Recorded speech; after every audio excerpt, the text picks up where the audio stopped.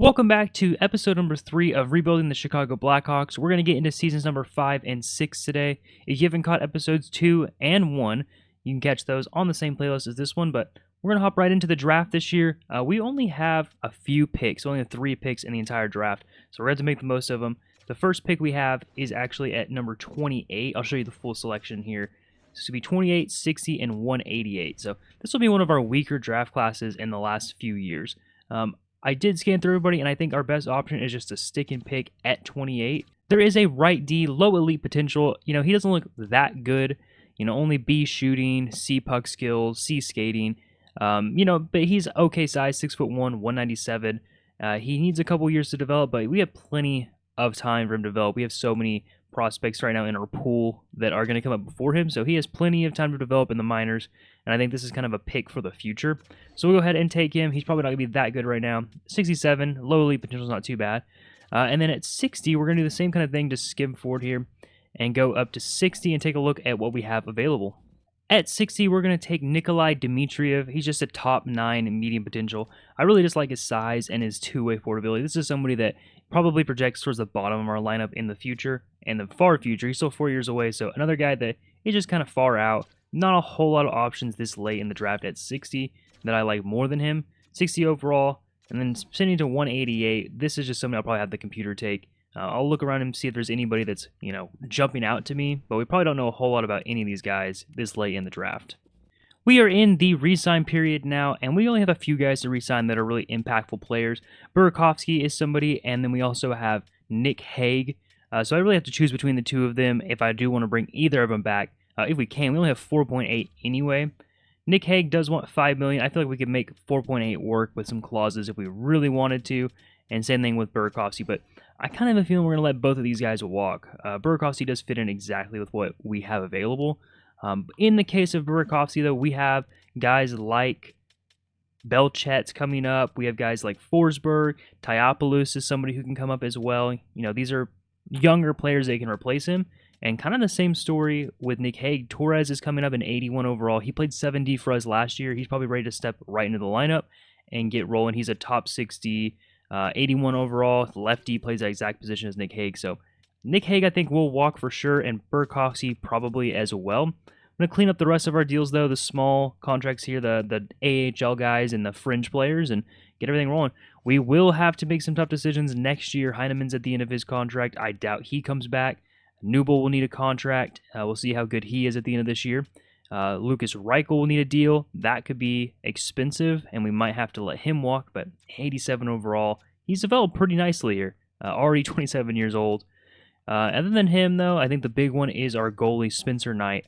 Coming up on the end of his deal, and he will want a bag. Vezina Trophy winner, 91 overall, so this could potentially be, the last year that we have a really good team together.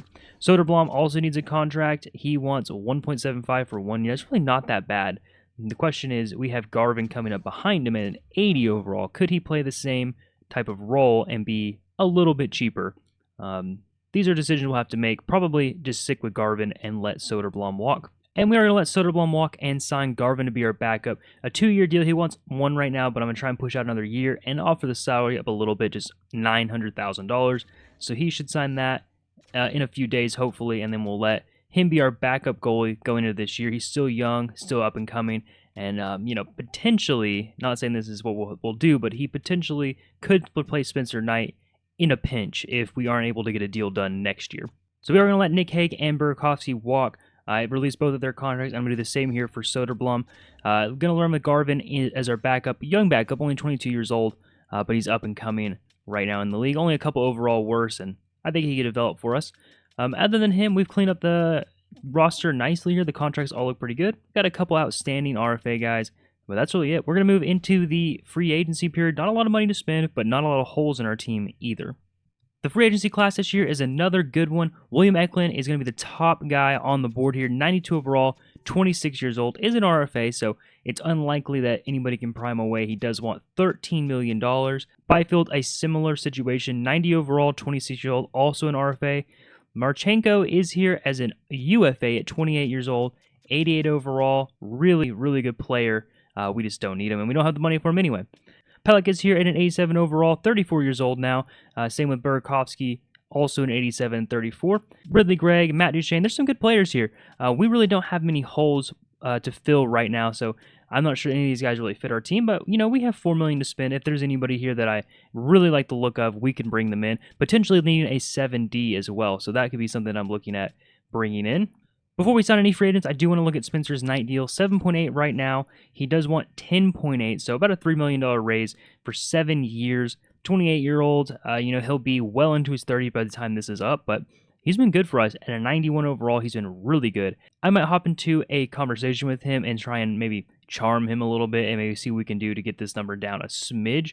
He doesn't like the contract very much right now. He probably needs to go up a little bit, but he loves the organization, so we might have a little bit of luck here if we can get this probably down to about $10 million. I'd love that deal.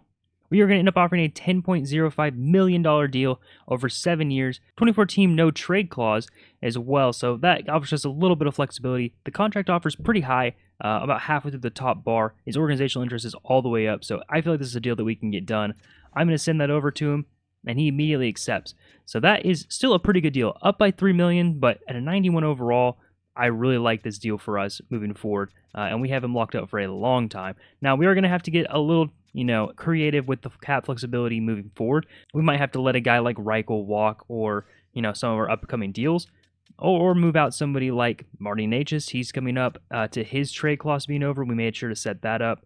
31-32 season, he can be moved out, and he's 30 years old, so he might start regressing at some point, but he is up to a 93 overall and a franchise exact potential, so this is a really good team right now, and we are still competing at the top of the league. We should be right up there with the best of them. Now looking at Lucas Reichel's deal, he does want $6.3 million over 5 years. We have enough money to sign that. 6.9 is our extension dollars remaining, and there's really nobody else that I think really needs a deal for us. Newble needs a deal, but he's still pretty young. Can't imagine he's going to want a lot. 1.9 for the next 2 years. I think we can go ahead and get these contracts taken care of now and set ourselves up for next year. Lucas Reichel deal is going to be $6 million for 5 years, also a 16-team no trade clause. I think this is still a good deal for us, and an 87 overall. This is, I think, a really good deal. He's going to look at that one and get back to us. The next guy up here is Newble, and we'll just go ahead and send one over. We don't need to enter a negotiation for him. I'm hoping to get him a little bit cheaper, maybe something like 1.9 for 2 years. That should be a good deal for us. He'll take a look at it as well. Heineman's the only other guy here, but I'm not going to be signing Heineman right now. Potentially he walks.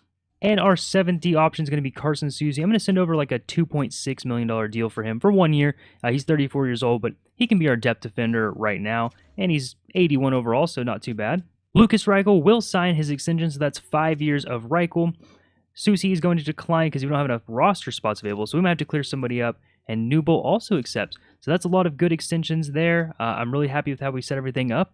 Next year, we should be just as good as we are this year, and we are already good this year. So we should be competing for a Stanley Cup for a while now. Going back in on Carson Soucy now, if we cleared up a little bit of space, and he actually wants less money than he did before. I'm going to send him over a 1 year, $2 million deal and see if that will get it done for him. And he is on board, so that is our depth defender, Carson Soucy now. I think our team's pretty much set. We'll go ahead and sim forward to the start of the regular season, take a look at the lines, and then we'll get this run underway. Here we are at the start of year number 5, and this has to be the best team that we've had so far by a large margin, I would say. Frondell, Bedard, and Necas, an all 90 overall plus first line. Nazar, Boisvert, Lafreniere on the second line, 90 overall for Lafreniere, 88 for Boisvert, 85 for Nazar. Adam Helm, our 6'5" second-round pick from 2027. That's 2 years ago now. He has burst onto the scene as an 84 overall rookie, looking to make some noise in the Calder race this year again. Oliver Moore and Lucas Reichel round out that third line, both of them at an 87 with a couple of abilities. Belchet's on the fourth line with Bois and Newble. We have a fourth line that could be one of the better third lines in the entire league. Some of these guys could challenge for second-line roles. Our defense is looking stacked as well. Owen Power and Levshunov, 89 for Power, 90 for Levshunov. Korchinski at an 88 with Schneider at an 85. Kesselring 85, and Torres, our rookie, he's going to step in on the left-hand side with an 83. Our goalies look pretty identical to what they were last year, with Garvin stepping in as an 83 overall, with Soderblom moving out. That's the exact same overall he was. Spencer Knight goes up 1 overall to a 91, still has that gold X factor. This team is good. They should compete for the Stanley Cup. this year, and they probably should compete for the best team in the league again this year. We'll work on a little bit of chemistry, but it's looking okay right now. We're going to go ahead and get rolling to the trade deadline, see if we need to make any moves. I doubt we really will. This is a team that, like I said, should be one of the best in the leagues. Don't want to mess any of that up. At the trade deadline for year number 5, and we have only 10 regulation losses on the year, 45, 10, and 4. That's good enough for 94 points and first in the league. Next best team is the Golden Knights and the Panthers, tied at 85 points. Stars are doing pretty well as well, in second place at 83 points. So a strong division again this year in the Central. I mean, at this point, with how good this team is, I can't imagine us making any deals at the deadline. Go ahead and take a look at our stats, though, and see who's leading the team. Looks like Natchez is having a great year. I mean, a terrific year. 79 points in 59 games, 61 assists out of them, 18 goals. Bedard's up to 46 goals before the trade deadline, 70 points for him. Levshunov, 45 assists, 64 points, almost 20 goals already. Levshunov having another really great year, especially offensively for us. Frondell at 55 points, 36 assists, 19 goals. Lafreniere, a lot of assists, 40 assists and 49 points in 57 games. Yeah, I mean, it's a good team. Looking at our rookie this year, Adam Helm, he's having an okay 20 points in 59 games. I'm not sure that's enough to be at the top of the Calder race this year. Yeah, it's not. 20 points puts him probably like 10th or so from the top, so he's not really in contention for the Calder this year, but he is playing on our third line, kind of buried with a really stacked team. Drysdale's have another good year. McDavid, Barkov, Rantanen, and the Natchez at number 5. Spencer Knight's also having a good year, 919 and a 216 for goals against, 31 wins. Garvin's having a pretty good backup year, 913, 236. That's a really good backup year. 14 wins, 6 losses in 22 games. So, yeah, I mean, the goals are doing well. The forwards are scoring well. The defense is playing really well. Whole team's playing well. So we're probably going to do nothing in the trade deadline. I'll go ahead and jump in, though, see if there's anybody available that really, stands out to me as a deal we have to make. But I doubt we do, and we'll keep this thing rolling. Trade deadline does have a couple interesting players here. Quentin Byfield is here. He only has a 1-year deal with the Ottawa Senators, so he left the Kings last year. We saw him in free agency, so not a surprise. Besser is here. Barzell, Meyer, these are all pretty old guys. Drysdale is here at 27 years old. He's progressed pretty well in the game, in 88 overall. A lot of Islanders. Yeah, I mean, I don't really see anybody that is really jumping out to me as somebody we have to trade for. And I don't think we really have anybody on our team that we have to trade either. A lot of our guys are locked up. These are long-term pieces of our core, so I don't really have a reason to trade them right now. Heidemann is an 82 overall, playing in the AHL for us, so I guess we will go ahead and deal him out. We'll see what the trade offers look like for him. A 3rd and a 7th, a 4th and Labushkin, 3rd and a 6th, 3rd and a 6th from the Oilers, 3rd and a 5th from the Wild. So we will ship him out to the Wild and let them have him on probably the 4th line for them. But good picks for us. That's really the only deal we need to make. I'm going to go ahead and send the rest of the trade deadline. And then let's get to the end of the year and see where we stack up among the records. For the second year in a row, the Chicago Blackhawks have won the President's Trophy at 125 points. Stars at 111, Wild at 98, and the Avalanche snuck in at 96 points for the wild card. Another good, strong division here in the Central this year. I'm going to look at the entire league now, and you see us in first. Vegas Golden Knights at 112, Stars at 111, Rangers 110, and the Lightning round out the top 5 at 109. For the first time in the rebuild, Connor Bedard did not lead our team in points. That was Marty Natchez with 107. Connor Bedard did put up 98 points, 61 goals out of him, 37 assists. Frondell put up 76 in 80 games. Lafreniere put up 73 in 80 games. Levshunov, 72 points in 82 games. A really good season out of Levshunov. A great season, I would say. 47 assists, 25 goals from him. Boisvert put up 67 in 82. Lucas Reichel put up 57 in 82. Oliver Moore, 55. Nazar, 54. Looking at goals scored, it's going to be Bedard, obviously, at number 1, but followed by Boisvert at 31. Good year out of him. Frondell at 29. Natchez at 26. Levshunov, 24. We had a lot of guys over 20 goals this year, including Newble on the 4th line for us. Helm did finish with 29 points, 16 goals, and 13 assists. I can't imagine that's enough to get him in the Calder consideration this year, but a good year out of the rookie nonetheless. Spencer Knight had a great year, 919, a 221, 44 wins, 8 shutouts. Garvin in his first year as a backup put up 16 wins, a 910, and a 253. A terrific year out of both goalies once again. We'll take a look at the entire league now and see how they stack up against everybody here. Draisaitl leads the league in points once again, 121 out of him. Connor McDavid right behind him at 114. The dynamic duo in Edmonton doing their thing. 62 goals for Draisaitl, 52 for McDavid, 59 assists, and 62 for McDavid. Braden Point at 111 had a really good year at age 34, 68 assists, and 43 goals. Mikko Rantanen is in the top 5 once again, 107 points, 57 goals, and 50 assists. Matthew Tkachuk is here at 107, 58 assists, and 49 goals, followed by Marty Necas, 26 goals, 81 assists, 107 points for him as well. Leading the league in goals this year, it is going to be Draisaitl, followed closely by Pastrnak and Bedard at 61 apiece. Goalies this year, 44 wins, is going to lead the league with Spencer Knight, a 919 and a 221. Looks like one of the best years here in the league. Oettinger right behind him at 42 wins, 913 and a 261, followed by Shesterkin, still putting up great numbers at 34. Thatcher Demko is here, 39 wins as well, 904 and a 298, followed by Mackenzie Blackwood, really the biggest competition for Spencer Knight for the Vezina this year, a 919 and a 242, but only 39 wins compared to Spencer Knight's 44. I would have to think Knight is the favorite.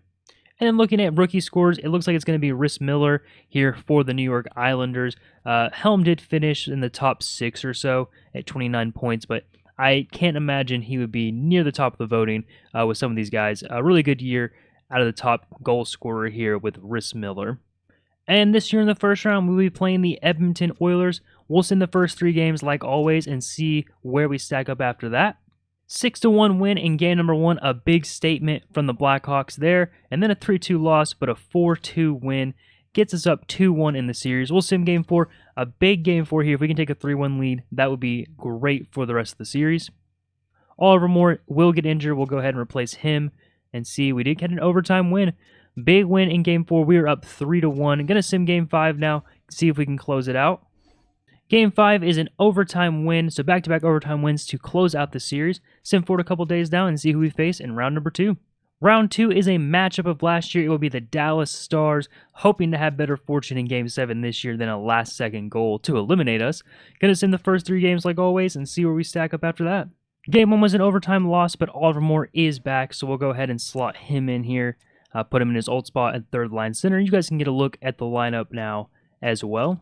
Game 2 was an overtime win, and we'll finish game 3 now, and a 4-2 win there. So a 2-1 series lead, very similar to last year. I believe we also had a 2-1 lead after 3. Overtime loss in Game 4. We'll put a big Game 5 on the docket here.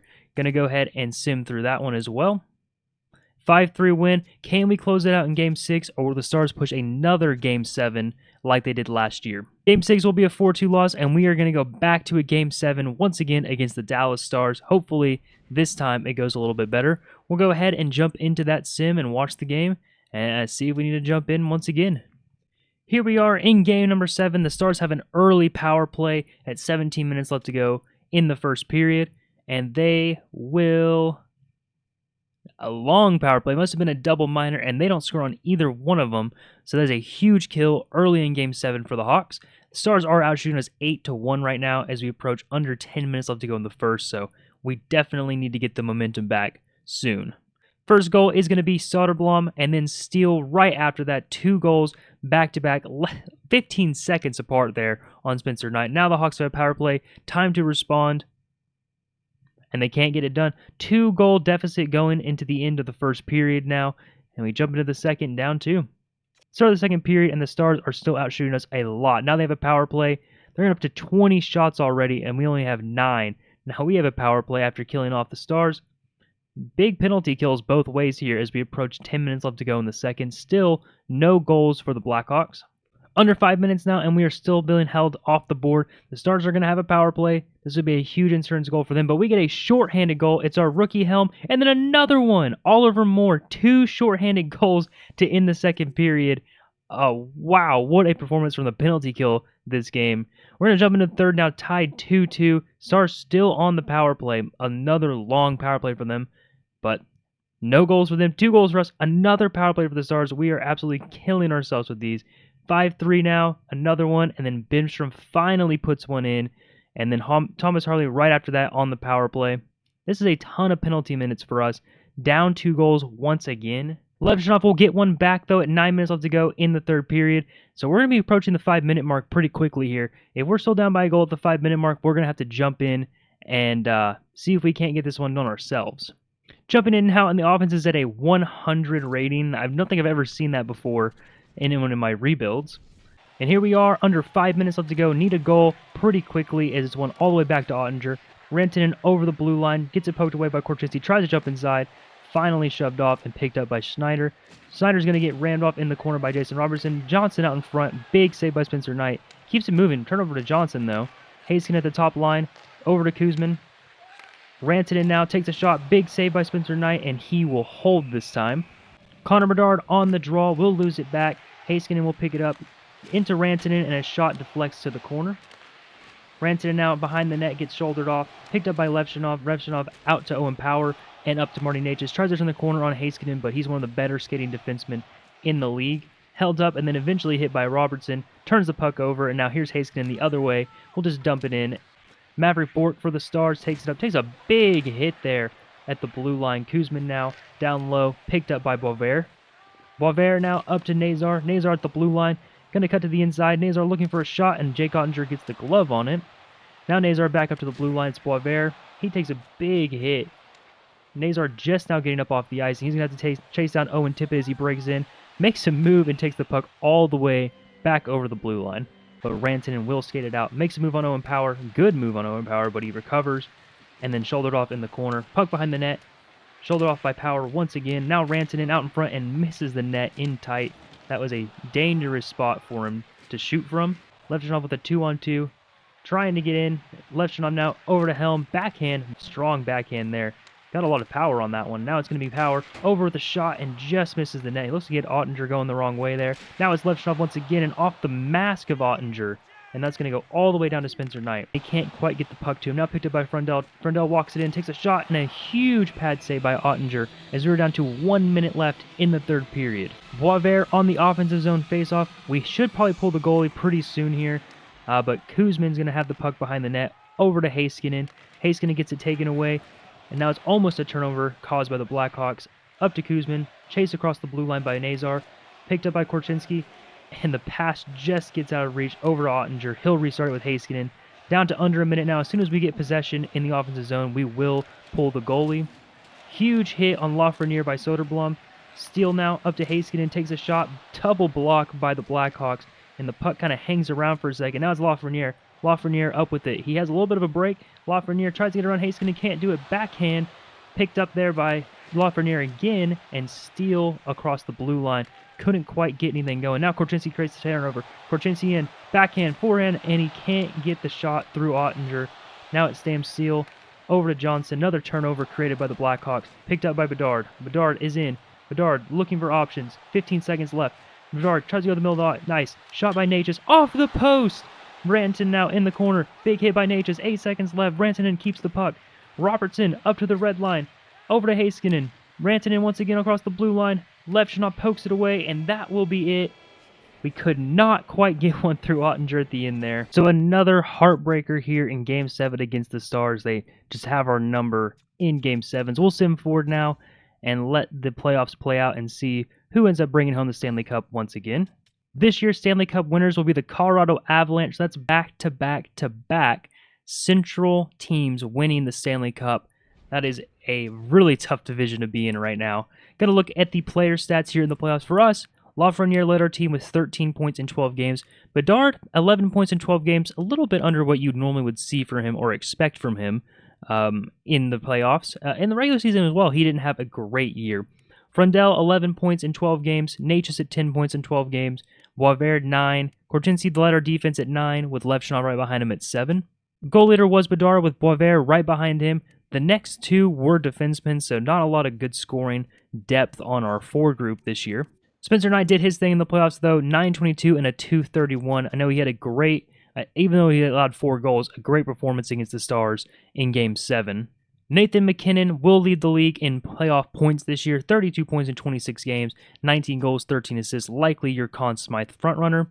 Jake Getzel in second at 29 points, 35 years old, still putting up great numbers at 13 goals, 16 assists. Braden Point right behind him, 27 points in 24 games. Kucherov, 23 and 24. Tomasino will round out the top 5, 23 points in 26 games. Good progression out of him. He's up to an 86 overall in the sim. And Mackenzie Blackwood was your Stanley Cup winning goalie, 16 wins, a 916 and a 277. Vasilevsky lost in the Stanley Cup at 915 and a 272. Ottinger at 910 and a 267. Shesterkin at 919 and 246, and then Spencer Knight rounds to the top 5 at 922 and a 231. He's had the best playoffs out of these guys, but we couldn't get it done in the second round once again. Looking at the awards, it looks like actually it's been 4 years that the Central Division has won the Stanley Cup. Stars have won it twice, the Blackhawks once, and now the Avalanche. So one really good division right now dominating hockey. Our Ross is going to go to Draisaitl for the second year in a row, also win the Hart. Norris is going to go to Adam Fox. Lady Bean is going to go to Braden Point. Calder will go to Rhys Miller in New York. Conn Smythe will go to McKinnon.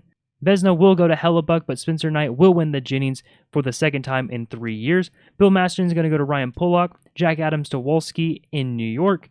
Frank Selke will go to Draisaitl. Ted Lindsay also to Draisaitl, and also the Richard for the second year in a row for Draisaitl on the Lindsay and the Richard. So Draisaitl is having a great career. And that'll do it for season number 5. We're going to go ahead and get ready for the draft, jump into season number 6, and see if we can't win one more before the end here. For the draft this year, I've just sent forward to our pick because, we're pretty loaded up right now on draft picks. We do have pick number 28. So we'll take a look at the draft class, and we will go ahead and make our selection here. There's a couple guys in this range, and there's an offensive D here, but none of these guys really caught my eye in terms of their skating or their skill abilities here. There are some decent, potentials, but I think really the potentials I'm looking at are here at the guys that are ranked 36th and 37th. Both of them are low elite fours. One's a center, one's a left wing. One is a gym, as opposed to no gym for the center. Now, we are pretty loaded on wings, specifically left wing, but there's no reason he can't move to the right side if we need to. He's got good size. Obviously, we've been kind of building a bigger team recently. We've had some pretty big guys come in, especially on the 4 group. The power forwards, especially, are players we've been bringing in. So I think I'm going to keep that trend going here and draft Tim Kessler with the 20th overall pick. Maybe a tiny bit of a reach in terms of his ranking, but in terms of overall, 64, not too bad for this point in the draft. Low elite potential is not bad either, and he is a gym. Our next pick is going to be 60th overall. Again, I'm just probably going to sim forward. That is pretty much where the next pick for goalie is going to be. That's kind of what I'm looking at here. Just bringing in a potential goalie for the future. And there's a medium elite potential here at 64th overall in the rankings. Take him at 60th. That's not too bad. It's going to be Ahmad Yonkman. Medium elite potential. 47 overall. He has some time to grow. I'm not sure. We probably won't see this guy in terms of our rebuild, considering this is most likely the last year. I'm not opposed to continuing, but I am planning for this to be a 6 season or so rebuild. So that guy probably won't see him, but loaded him up for the future a little bit more. Next pick is at 88. I'll take a look at the draft class here and see if there's anybody, between now and 88 that I potentially want to trade up for, or we can just stick and pick at that time. And simming forward to our pick now at 88, there's a couple guys that I starred that should be available around this range. And we have Lapointe. He's a defensive defenseman. What I like about him at this point is his A- physical, just a big defensive physical guy, strong on the back end. 3-year ETA at 20 years old, top 6 medium potential. I really don't think this is probably somebody that we can count on making it ever, and again, probably won't see him. So I'm not too worried about that part of it, but I'm going to go ahead and take him and bring him into our court. And then I'm going to sim out the rest of the draft, just let it do its thing, auto-draft it for us. Again, these are 5th, 6th, 7th round picks that I'm just not too worried about at this point in the rebuild. So we'll sim forward now to the re-sign period, see who we have to bring in, and then we'll get this season underway, hopefully pushing for a Stanley Cup in our final year of the rebuild. At the re-sign period, and we really have everybody locked up that we want long-term, especially our core. The only guy I think that really is going to make an impact for this team that we need to resign here is a 7D option for us. It's going to be Carson Soucy, who's bringing him back. He wants 2 years, I believe, with like $2.1 million. I might just bump this down to 1 year. I guess 2 years really doesn't matter at this point in the rebuild. And we'll just go ahead and maybe offer him like a 2-year, $2 million deal. We have about $3 million to spend. That's not too bad for an 81 overall, assuming he stays there. The other guys are just AHL players and prospects that we need to bring back. Carson's 22 years old. So these are guys that I'll take a look at. If they want 2-way deals, I'll go ahead and offer it to them and let them sign and qualify people if needed. But this is a pretty locked up team right now. Our core has been the same for quite a few seasons now, and we've been competing, since season number 3. And we've just gotten better and better. We do have some guys coming up again. Adam Helm, somebody who jumped up on the radar last year. He's going to be really good next year as well. and then we'll just continue simming out, let this team kind of get better, let this team grow. But our core has been locked up for a while now. There are some upgrades we can make. Second line scoring option, I think Frank Nazar is our best option right now. He's only like an 84, 85. So, maybe pushing for a Stanley Cup this year. Maybe we make an improvement there. But other than that, good young team, still getting better. And I'm excited for this last season. I think we can make a deep run here to end this rebuild with a Stanley Cup. And Carson Soucy is back. He's going to stick around for a couple more years at 35. Again, not opposed to trading him out and getting a little bit better if needed. We have so many prospects and all of our picks moving forward as well. So we really could make some deals at the deadline this year to push for a Stanley Cup really hard. Let's sim now to the free agency class. We don't have a lot of money, but we'll go ahead and take a look at it and see who headlines the free agency class this year as soon as I get through all these scout signings. The later you get in these rebuilds, the more interesting the free agency class actually becomes. So this year, Quinton Byfield is headlining the class at 90 overall at 27 years old. He has progressed extremely well. 12.5, that's not too bad, I don't think, at this point, in the future, at 2030. Nick Suzuki's here at 30 years old, 89 overall. We have Charlie McAvoy still hanging around in 89. That's pretty good overall for a 32-year-old. Wants $13 million on his next deal. Drysdale is here, progressed really well in this rebuild, 88 overall at 28 years old. Leo Carlson, great option as well, 88 overall, 25 years old. Still an RFA for the Ducks, so that would be an expensive contract to bring away at $11 million. Zibanejad at 37, still an 87 overall. Peyton Krebs is here as well, 29 years old and an 86 overall. Only wants $4 million. That's not too bad for an 86 overall. Fantelli is here, 25 years old, 85 overall. Fantelli would be a fun guy to bring in as a center option. Probably have to move somebody over to wing, or he could play wing, but big power forward. He's a really fun player, and he is a RFA still, so it'd be a little tricky to pull him away. JT Miller at 37 years old is an 85 overall. And yeah, some interesting players here for sure. JT Peterka is here at an 85 overall at 28. Troy Terry. Burakovsky's hanging around at 35. Nichushkin's 35. Alexander Holtz progressed a little bit better here than he did in my Golden Knights series. 84 overall at 28 years old. And looking at our team, it's probably a good thing we're going to end here because all of our defense, pretty much our entire defense, is going to need a contract out of this season, and they are pretty pricey. Levshunov is here, wants $15 million a year. Owen Power needs an extension as well. He wants $11 million a year. Korchinski, pretty reasonable actually, only wants $7 million a year, so that's something I would do. Schneider as well, also pretty reasonable at $6 million a year.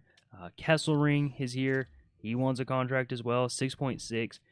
Torres, our young guy, is going to need a contract moving forward, although he is a restricted free agent, so we have a little bit of leverage over him, but this would be a nightmare to deal with, and we might try and deal with it still, just for the sake of team building and for the rebuild itself, but this would be tough to continue with this defense moving forward, but we've got some good run out of these guys at really cheap contracts. I really don't think, other than maybe a 7th D option, that we really have any holes in this team. Our 4 group is absolutely loaded. We have 3 guys over 90. Boisvert is an 88. Frondell an 87. Reichel's an 87. Helm is up and coming in 85. Moore an 85. Nazar. So, there's a lot of good guys. You can continue all the way down into our AHL team. Actually has pretty serviceable guys here. Colton Dach is a 79 overall. This is somebody that you could play in the NHL. Forsberg probably can go in the NHL as well. So it's a good team. It really is. I think we'll go ahead and skip past the rest of the free agency period. We're just not going to sign anybody at this point. And we'll get into the next year, and we'll take a look at the lines. Here are the lines for season number 6. I think the team's better than it ever has been before. Connor Bedard here to 96 overall, one of the best players in the league. Nate just at a 95, really great as well. Frondell only at an 88. He's developed pretty well, though, only 23 years old still, but he developed a gold X Factor over the offseason. It's going to be a quick pick. Lafreniere at a 90, Boisvert at an 88, Nazar here at an 85. I think this is our upgrade point if we really want to bring in another scoring option on the right side or the left side. Lafreniere can move over to the right wing if needed. Reichel, Moore, and Helm is a nightmare third line to match up against. Reichel has 4.5 stars on defense. Oliver Moore has 3.5, and then Helm has a 5-star defensive rating, so that is a really good shutdown line. Newell, Bois, and Belchet's on the 4th line, 283 overalls on the 4th line, just insanely deep on the 4 group. And looking at our defense, really good as well. Levshunov up to a 91 overall. He also developed an X Factor. It's going to be Heat Seeker for him. Owen Power is really good in 89. Korchinski and Schneider on the second pairing. Torres and Donald on the third pairing. Now, we do have a bit of an issue on our defense. If you're noticing, Kesselring is not here. And that's because Kesselring has fallen off a cliff as he hit 30 years old. So, looking at Kesselring now, he's a 78 overall. So, Carson Soucy's our 7D. That has to change. Kesselring probably has to go. With the salary he's making, definitely has to go. 4.3. We just got to bring somebody in better. I don't think we can get it done. Well, we probably could, but I don't think we want to try and get it done in the last season of our rebuild, running out an 80 overall on the bottom pair. That's not bad, but we're looking to compete for a Stanley Cup, so we definitely want an improvement if we can. Maybe even Schneider can get improved upon as well. He can maybe drop down to this third pairing, and we can bring in a good second line option, although Schneider's a good top 4D as well. So there's some improvements to be made throughout the year. Probably at the trade deadline is where we'll look to do that. But this team's good, really good. Obviously, show you the goalies as well. Spencer Knight's still here, 90 overall, gold X factor for him. Garvin's progressing pretty well, 24, already up to an 84 overall. And yeah, like I said, this is a Stanley Cup competing team, no doubt. The 4 group is probably the best in the league, and I think we are probably in line to push for the President's Trophy, and then we should be Cup favorites as well. So we'll go ahead and send out to the trade deadline, let this team roll, and yeah, we'll see where we stand at that point. Here we are the day before the trade deadline, and we are 44, 14, and 1. That puts us second in the league, first in our division with 89 points. The Maple Leafs have 94 points. They're putting together a really good year as well, but we have a good division. Avalanche at 81, Jets at 80, Stars, and the Hockey Club, Utah, all right now in wild card position. So we're going to take a look at our team, take a look at our stats and our lines, see where we can make some improvements. Again, this is being our final season. I'm going to push pretty hard and see what improvements do we need to make to become the top of the line Stanley Cup contenders. Connor Bedard is leading our team so far with points, 66 points in 59 games. Frondell, 65, right behind him. Nagus at 59, a perfect point per game for him. Oliver Moore having a great year at 44 points. Nazar, 43. So Nazar's doing pretty good on that second line. Only 13 goals out of him, though. And being a sniper, probably want to see a little bit more production out of him. Oliver Moore outscoring him at 22 on the third line. So that is interesting. Levshunov's leading our defense, 37 points in 58 games. 12 goals for him, though, is not too bad, with Lafreniere right below him, also at 37 points. The exact point, goal, and assist line as him, 12 goals, 25 assists, 37 points in one more game. So it's been interesting. Basically, our entire team is a positive right now. I don't see a single negative, which that's a great thing to see. Taking a look at our goalie, I don't think Spencer Knight, is a problem, or would even be considered for trade if he was being a problem, but a 921 and a 225, a fantastic year of Spencer Knight. Garvin in the backup goal, a 922, a 230. Really good year out of both the goalies once again. 30 wins for Spencer Knight so far, 5 shutouts. This is a good team. It scares me a little bit to, mess around with it, but I think we'll take a look at our lines and you can kind of see where the weaknesses are, and we'll jump in and try and fix those. On the forward group, obviously Nazar on the second line and an 85 overall. If I can find an upgrade there, I would probably make a deal. Looking for a scoring option, somebody who can score goals, being a sniper on that second line. They could be either wing, left or right side, with Lafreniere's ability to go either way. And then on defense, Kesselring has had a nice recovery. He's up to an 83 overall from that 78, so a little bit of a scare there, but he's kind of gotten a little bit better. But I think we still need an improvement on the second pair or third pair, either one. So we'll take a look around for probably a right D for our team, just to really shore up this defense and get these guys at the top level defense in the league. Goalies are obviously fine. Knight at a 90, Garvin at an 84. So those are the what we're gonna need for the trade deadline. We have a ton of picks, a ton of prospects to make this happen. So let's jump on in and let's be full-on buyers. First trade of the day, and we are targeting Mo Seider. He's on the trade block. 8.5 is what's owed to him. He only has a year left on his deal. I probably wouldn't do this if we were going to keep going, but Kesselring, a medium elite potential defensive prospect. Bois, one of our younger forwards, and 2 second-round picks over the Red Wings. Going to try and get this done? Not quite. So they're not comfortable taking the extra salary at this point. I imagine they're talking about Whitney, I guess, because he has 2 years left on his deal. That seems a little odd, but maybe we up this a little bit more. So all I had to do was retain salary on a Whitney. It was like a couple $100,000 and 2 second-round picks. So we do pick up Mo Seider. That's an 89 overall on defense. So that is going to put our defensive core.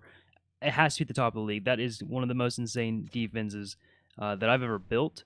And on that second line, we're going to target Matt Coronado. He is on the block. He is a sniper as well. 88 overall. 22 goals is a pretty good improvement for Nazar, only at 13 goals. At 3 overall, better. He is signed for a couple more years as well at 6.5.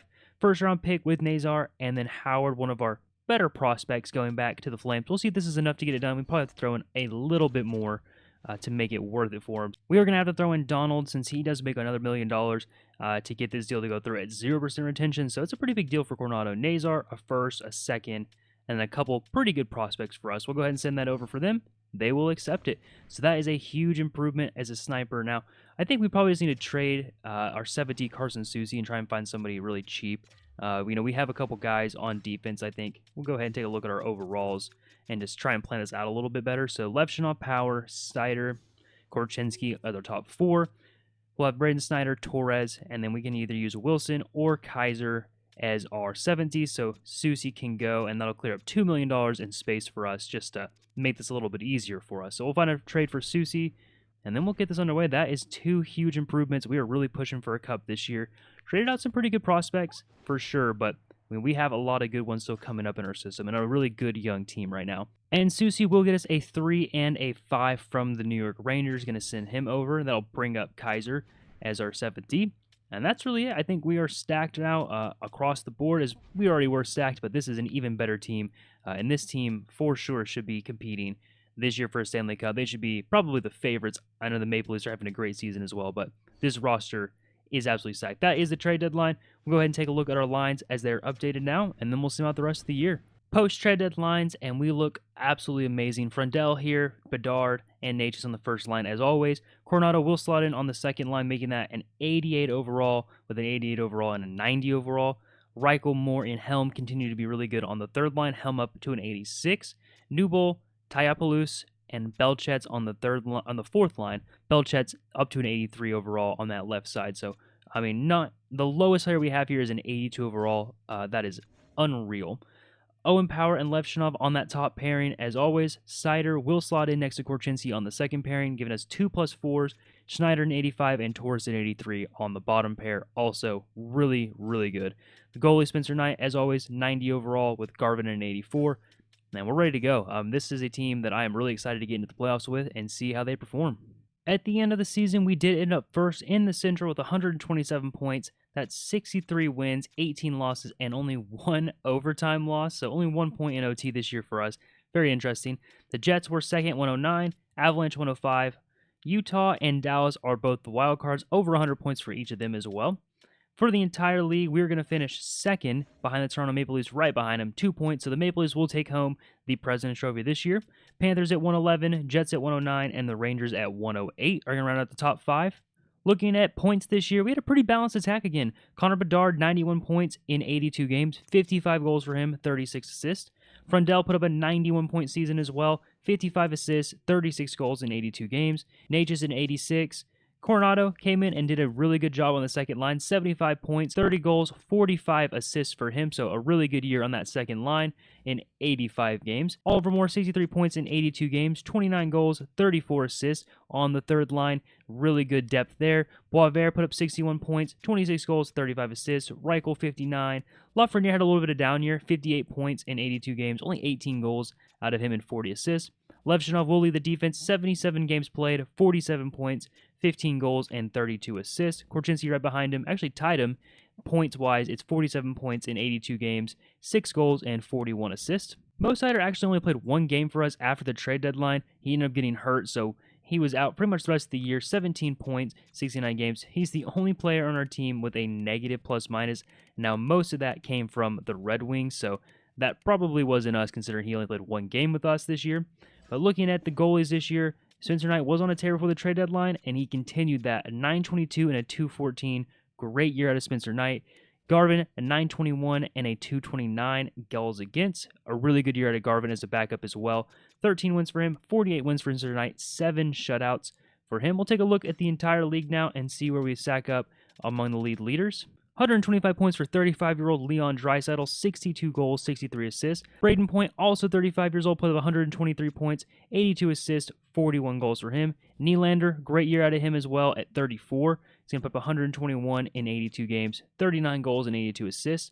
Jesper Bratt at 116 and 81, and Matthews at 114 in only 78 games. 60 goals for him as well. Leading the league in goals was Kyle Connor. He put up 73 goals, 40 assists, 113 points. Absolutely dominant year at him. Draisaitl at 62, Matthews at 60, Bratt at 59, and Pasta at 58 right around up your top 5. Bedard's right down there, 55, not too far off the top 5. And looking at goalie, Spencer Knight was the winningest goalie in the league. 48 wins for him. He had a 922 and a 214. Spectacular year. He has to be the leader for the Vezina this year.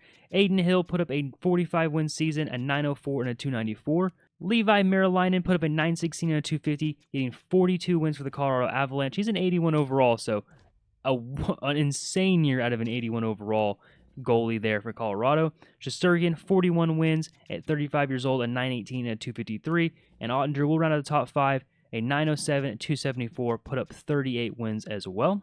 And our first round opponent will be our arch rival in this rebuild, the Dallas Stars. Have knocked us out in the past 2 playoffs. This year's a little bit different though. We're facing them in the first round. They are the second wild card. We are the 1 seed. So we're going to go ahead and send the first 3 games here. This should be a series that we should win in the first round, but the Stars have kind of been a little bit of a thorn in our side. If we had to pick a team that is our biggest rival, I'd say it's them in the playoffs. First game is going to be a 5-3 loss to the Stars in Game 1. Game 2 is a 6-1 win, and Game 3 is a 5-0 win, so 2 huge wins in Game 2 and 3. Going to look to go up 3-1 in Game number 4. Game 4 is a 5-0 loss, so we're tied up 2-2 going into Game number 5. Huge Game 5 here in Round 1. We need to pull this one out to be in control of the series. Braden Schneider does get hurt, and we will lose Game 5. So we're going into Game 6, an elimination game for us in Round 1 after being one of the best teams in the league. So we're going to go ahead and sim it, and hopefully we can pull this one out and force a Game 7. Underway in Game number 6, trying to force a Game 7. Not a lot going on so far, but Soderblom will get a goal early for the Stars in this one. It's going to be 5 minutes in, but Frondell's going to answer him right back. We're tied up at 1-1.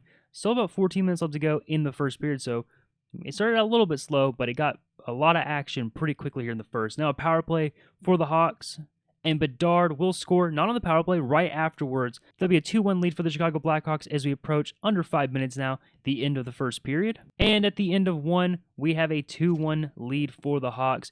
Outshooting the Stars a little bit, 12-8. Now it's going to be 9, as the Stars are looking to rebound here in the second period, trying to tie this one up.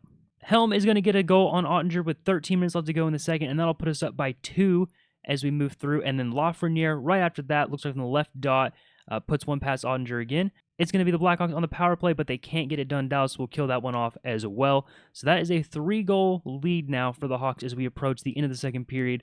Looking pretty good right now to force a Game 7, but we have a lot of game left to play. The Stars will be pushing hard in the third period to tie this one up and then win it if they can and eliminate us from the playoffs. Underway in the third period, we also have that 3-goal lead that we are clinging to, outshooting the Stars 27-19 so far with about 15 minutes left to go in the game.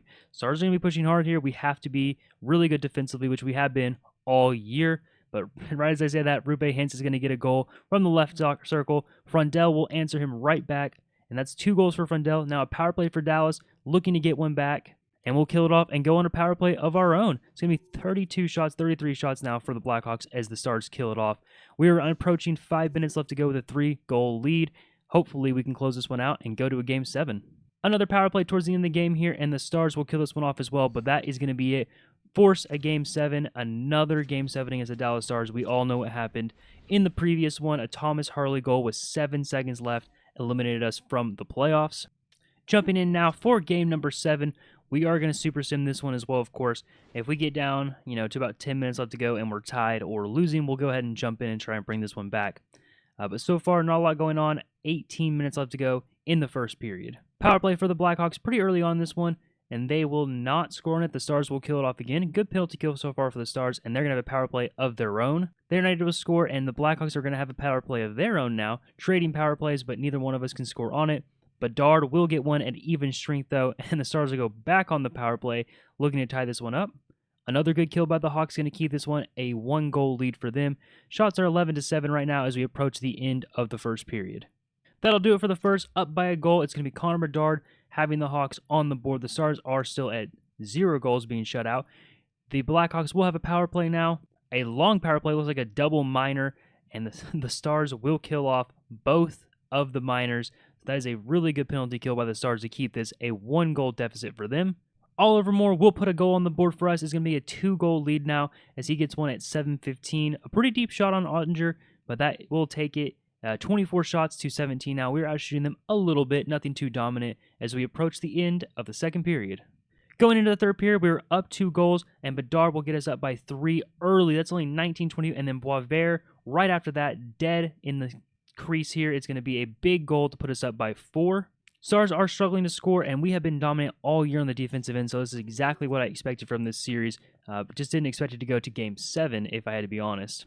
Nearing 5 minutes, and the Stars are making a big push. They've had about 10 shots here in the last couple of minutes, and Cantor is going to get one on Spencer Knight, a really tight angle in tight on him. That'll put the Stars down by 3, but we are quickly approaching the game, under a minute left. Blackhawks still holding on, and they will win this Game 7 4-1. They conquer their demons in the Dallas Stars and move on to round 2. The second round matchup is going to be against the Winnipeg Jets. I don't think we played them in the rebuild, at least in this one so far, if I remember correctly. But we're going to go ahead and send the first 3 games, as always, and see if we can jump out to an early lead in the series. A 4-0 win in Game 1 as we shut out the Jets in Game number 1. Game 2 is going to be an 8-4 win, scoring a lot, and then a 2-1 overtime win in Game number 3. We're up 3-0. Can we close the second round out in a sweep and get our boys some much-needed rest? The Jets will force another game here as we go into Game number 5. But that will be it, and 5-4 on Game number 5. Bryn Schneider is back. We'll go ahead and insert him back into the lineup here, and we're going to get ready for round number 3. So round 2 went a lot more like I thought round 1 should have gone, but it's going to be the Utah Hockey Club here in the conference finals, trying to get to another Stanley Cup here in year number 6. We'll sim out the first 3 games, as we always do, hopefully jumping out to a good lead. A 4-1 loss in Game 1, an overtime win in Game 2, and a 3-2 loss in Game number 3. We desperately need to bring this one back in Game 4. We do not need to go down 3-1 in the conference finals. Simming out Game number 4, and we will go ahead and see, and it's going to be a 3-2 loss. A 3-2 loss in Game number 4 will put us on the brink as we are down 3-1 to the Utah Hockey Club. We're going to go ahead and jump in and watch Game number 5 here and see if we can't complete a miracle comeback in the conference finals and take this to a Game 6 and then a Game 7. Underway in Game 5, and Connor Bedard will have an early goal at 17 minutes left to go in the first, but the Hockey Club will have a power play right after that. And they're not going to score another good penalty kill, but Logan Cooley will get one even strength to tie this game up. Right at 5 minutes, Shane Wright will get a goal on Spencer Knight, but Korchinski will answer that directly after that at 4 minutes. We're having a good back-and-forth hockey game here, tied 2-2 as we approach the end of the first period. Approaching 10 minutes left to go in the second period. Not a whole lot's going on this period. And right as I see that, Quinn Hughes on the Utah Hockey Club is going to get a goal to put them up by 1 as we approach the end here of the second period. About 5 minutes left to go in it. We need an answer before we get to the third period. And that answer will not come. We will go into the third period down by a goal. In about 10 minutes, 5 minutes or so, we will jump in if we need to. But we have a big power play, and Natchez is going to get a goal on Stuart Skinner. Looks like the dead slot. That's going to tie it up at 3-3. And Teopoulos, right after that, it's going to be another power play for the Hawks. This would be a huge goal if we can get another one, but we can't. But Teopoulos, a huge goal right behind Natchez. And then Jake Neighbors will tie it up. So we have a great hockey game going back and forth here at a 4-4. Neither team really, stopping the other team's attack. Power play for Hockey Club, and it's going to be a shorthanded goal by Torres, the defenseman. And that will put us up by a goal with 2 minutes left as we approach the end of the game here. Up by 1, trying to close it out, and we will hold on. That will be a huge game to force Game 6, trying to bring this one back once again. Underway now in Game 6, and we are looking to push this one to a Game 7. We have the only shot so far, 3 minutes into the game. Power play quickly for the Hawks, though. And Utah will clear that one off. Pretty good penalty kills on both sides so far as we move through this series and through this rebuild. We've seen a lot of good penalty killing in the playoffs. We are out shooting them 7-1 right now at about 10 minutes left to go in the first period. At 7 minutes, Teopoulos will get the first goal of the game. The Utah had a short power play, but they weren't able to score it. And then Coronado will hit a power play goal of our own at 5 minutes left to go in the first period. That is a trade deadline pickup, scoring a big playoff goal for us as we're at the end of the first period now. Jumping into the second period, looking to extend this lead. We have a 2-goal lead, and outshooting them 16-8. We're pretty much doubling up their shots with another power play here for the Hawks. And Utah will kill that one off. 19-10 shots as Utah gets a power play of their own. And this one will get killed off as well. Good penalty killing so far for us. I know that we have a power play goal in the game. Another power play for the Hawks, and they will kill that one off. As we near the 5-minute mark to go in the second period, we are clinging to a 2-goal lead. Korchinski will get a goal with 18 minutes left to go in the third period to put the hockey club within 1, and then Frondell will answer that back at 15 minutes left to go in the third, and that'll put us back up by 2 and give us a good lead.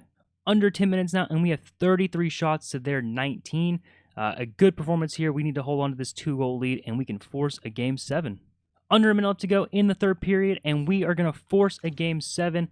I'm not sure we have enough juice to get this one all the way over the finish line in the conference finals, but a Game 7, and after being down 3-1, is a great achievement in itself. We are first in goals for a game. We are fourth in goals against, although Utah is second, and they have Quinn Hughes on their back end, so of course they're going to be very good on defense.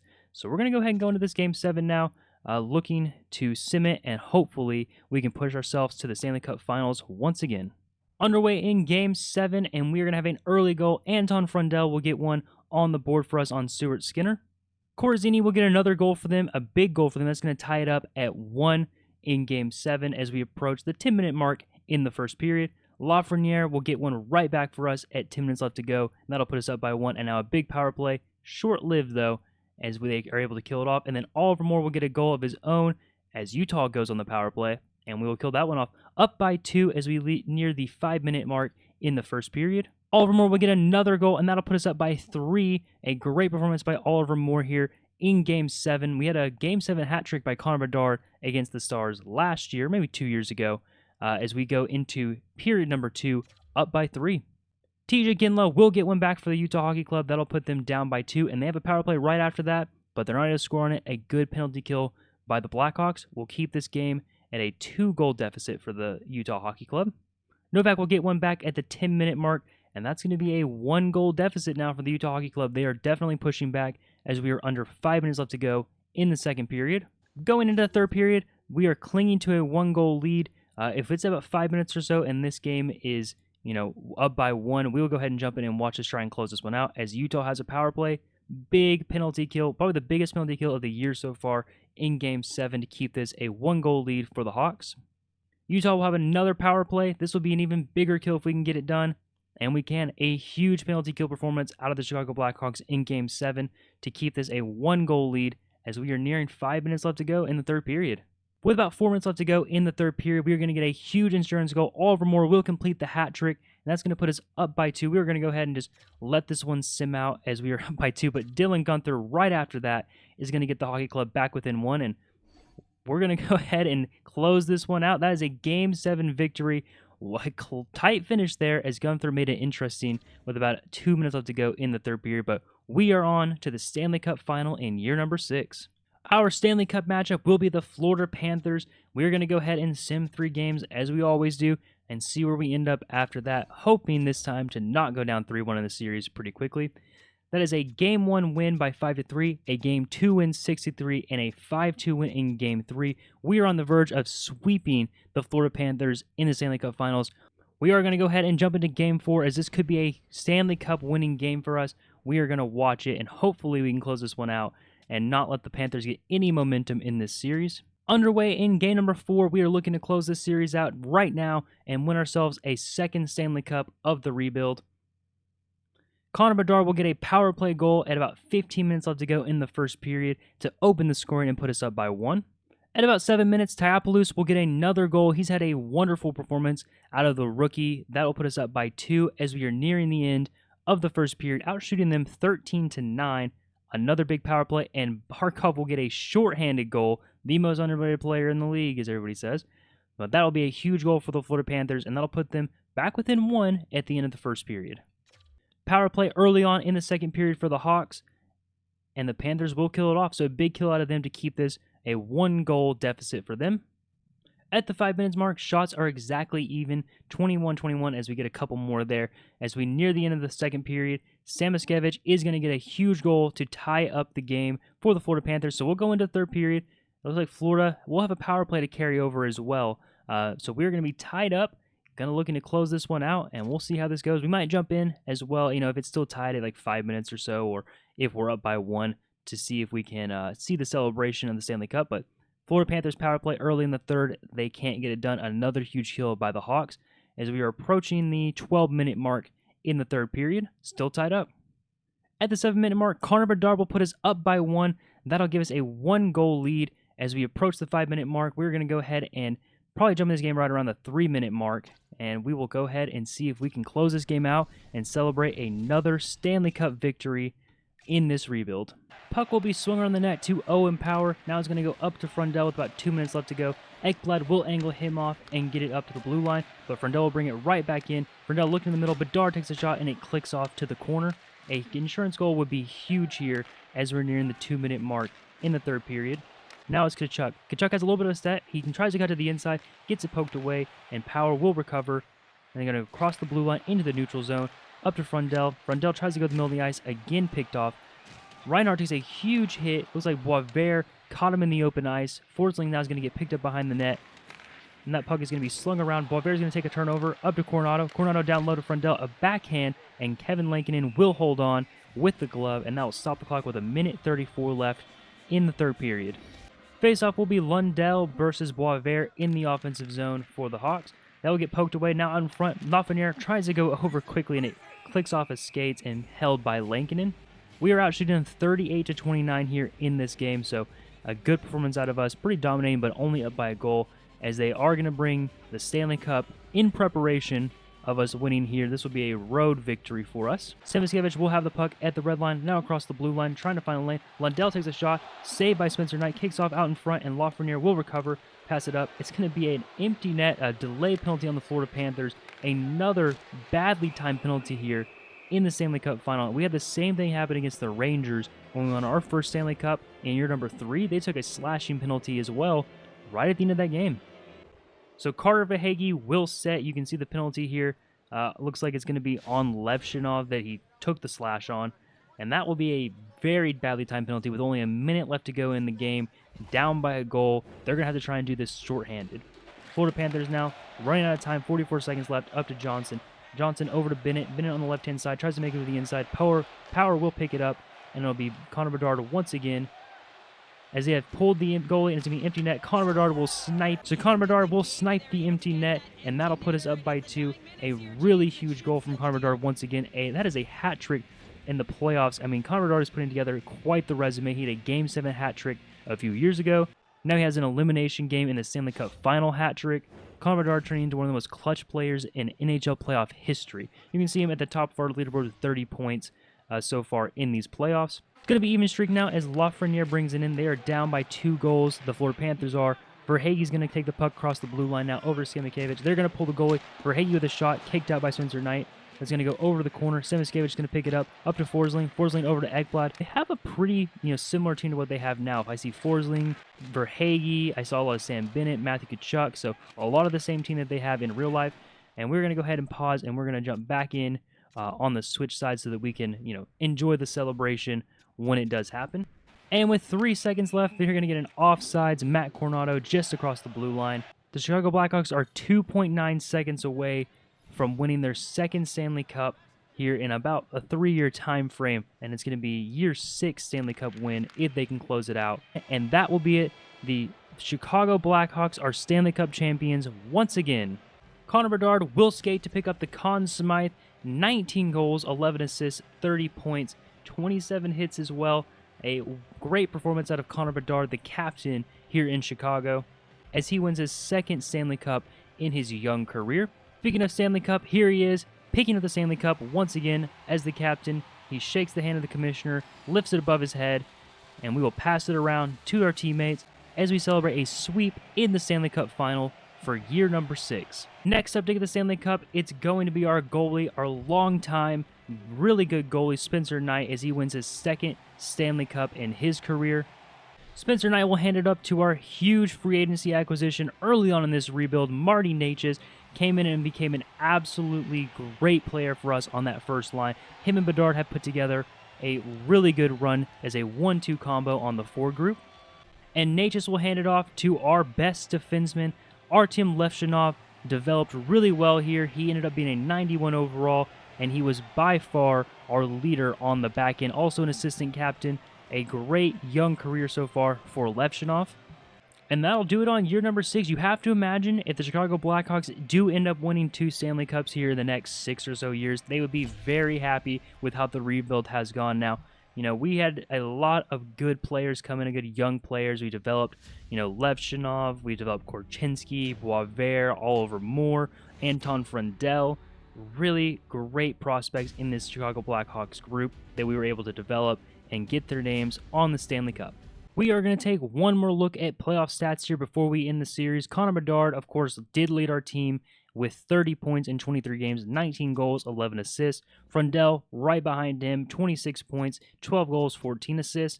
Marty Najas, 24 points in 23 games, 21 assists, only 3 goals. But, of course, a great first-line performance out of those 3. Oliver Moore on the third line put up 19 points in 23 games, 6 goals, 13 assists. Lafreniere put up 17 in 23. Matt Coronado, our trade deadline acquisition, put up 16 points, 7 goals, and 9 assists. Boisvert put up 15 points in 23 games, 8 goals, and 7 assists. Owen Power ended up leading our defense with 15 points, 3 goals, and 12 assists. Bedard did lead our team in goals at 19. Frondell right behind him at 12, Boisvert at 8, and then Coronado, Helm, Teopoulos, the rookie, with a 7-goal performance in the playoffs. We saw a lot of huge goals out of him, so he's really developing really well. All of them were put up 6, Reichel put up 5, and Torres led our defense with 4. Taking a look at Spencer Knight, a pretty good playoffs out of him, a 901 and a 274. Nothing too crazy, but not bad. He did end up winning 16 games, and that's all that matters. Garvin looks like he got a little bit of relief. Only put up an 800 and a 449. So that's not great, but he was the backup goalie. Taking a look at our entire league now and see where our team stacks up. Barkov did end up leading the playoffs with points, 31 in 23 games, but Bedard right behind him. Reinhardt at 28 points in 23 games, followed by Frondell. Matthew Tkachuk will round out the top 5 with 26 points in 23 games. Only 5 goals out of him, but 21 assists. Bedard did lead the playoffs in goals, 19 goals. Reinhardt at 12, Barkov at 12, Frondell, and then Jack Hughes put up 9 in 17 games. Of course, Spencer Knight was your Stanley Cup winning goalie, a 901 and a 274. That's 2 Stanley Cup wins for him in his career, already 30 years old here. Lankinen at 36-year-old put up a 903 and a 302, so not a great performance out of him, but he did make it to the Stanley Cup final, putting up 12 wins. Stuart Skinner had a absolutely ridiculous playoffs, a 920 and a 255. This was somebody that was really tough on us to get past them in the second round, and we ended up completing a 3-1 comeback to get there, but Stuart Skinner did everything he could to make that not happen. Montembeault put up a 903 and a 312, and then Devin Levi a 921 and a 254 to round out the top 5 goalies and wins in the playoffs. And one more time for awards, the Stanley Cup going to the Chicago Blackhawks for the second time of this rebuild. That makes it 5 years in a row that a Central Division team has won the Stanley Cup, so this division keeps on rolling.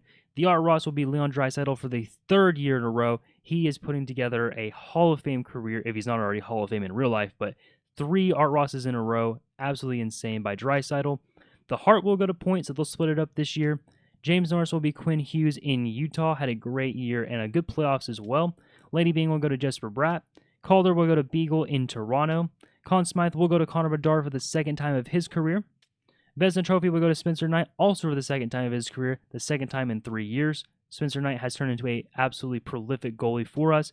Jennings also Spencer Knight. That is the 3rd time in 4 years and back-to-back years for him. Bill Masterton will go to Zadorov. Jack Adams will go to Wolski in New York.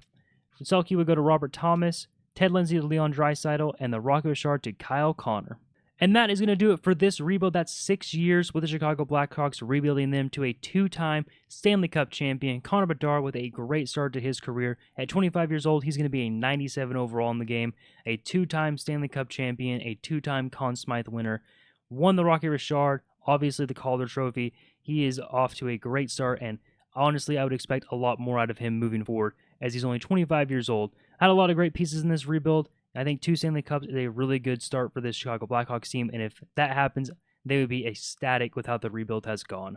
If you liked the video, make sure to give a like and subscribe so you can catch all my rebuilds just like this one in the future. If you didn't catch my last rebuild, that was the Vegas Golden Knights with Mitch Marner. You can find that here in the same playlist, or you can click the card in the corner. Make sure you stick around for my next rebuild, as I have a really fun one planned to do next. But as always, I appreciate all the support, and I will catch you guys next time.